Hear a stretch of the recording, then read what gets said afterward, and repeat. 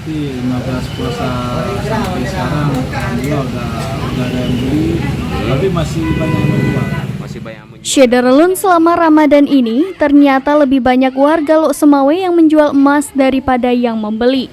Mori, pedagang emas toko London Lok Semawe, pada Senin 10 April 2023 menjelaskan, pada awal-awal Ramadan transaksi jual beli emas sepi.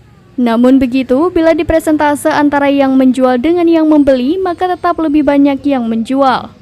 Namun sejak 15 Ramadan hingga Senin hari ini, transaksi jual beli emas sudah meningkat, tapi tetap saja menjual lebih banyak daripada yang membeli.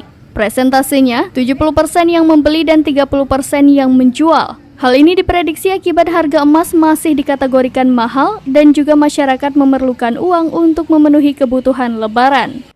Sedangkan jenis emas yang dijual atau dibeli oleh masyarakat adalah jenis murni dan London.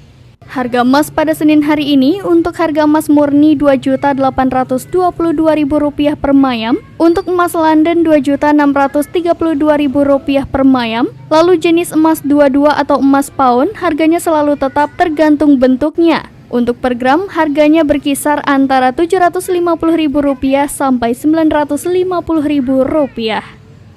Dari Lok Semawe, Saiful Bahri, serambinews.com.